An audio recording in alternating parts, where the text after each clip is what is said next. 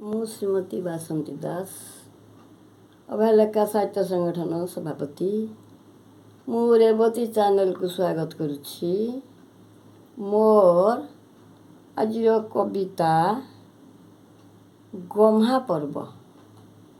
ମୋର ଶୀର୍ଷକ ହେଲା ଗହ୍ମା ପର୍ବ। ହିନ୍ଦୁମାନଙ୍କର ପର୍ବଟି ଅଟଇ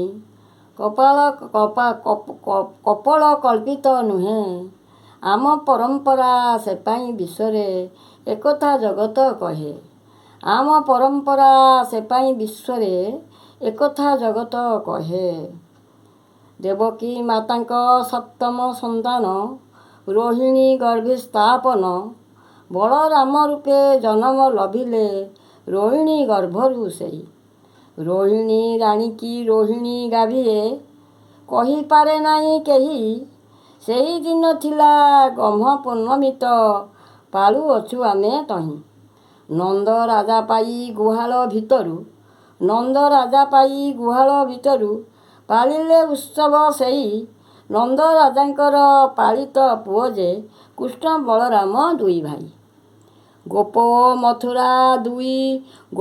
ମଥୁରା ରାଜ୍ୟ ପରା ପାଳନ୍ତି ଏ ପର୍ବ ତହିଁ।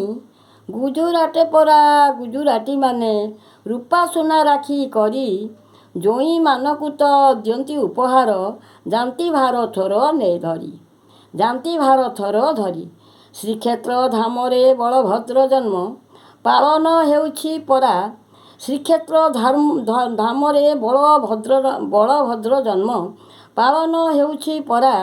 ପୁଷ୍କରଣୀ ତଟେ ଜନ୍ମ ତିଥି ଆଜି ଦେଖିବ ଜଗତ ସାରା। ସୁଭଦ୍ରା ଭଉଣୀ ଦୁଇ ଭାଇ ହସ୍ତେ ରାକ୍ଷୀକି ବାନ୍ଧିବେ ଯାଇ। ସୁଭଦ୍ରା ଭଉଣୀ ଦୁଇ ଭାଇ ହସ୍ତେ ରାକ୍ଷୀକି ବାନ୍ଧିବେ ଯାଇ। ବ୍ରହ୍ମକ୍ଷେତ୍ରେ ମୁଇଁ ଦର୍ଶନ କରିବି। ଦୟା କର ଦୟା ବହି। ଜୟ ଜଗନ୍ନାଥ। ବନ୍ଦେ ଉତ୍କଳ ଜନନୀ।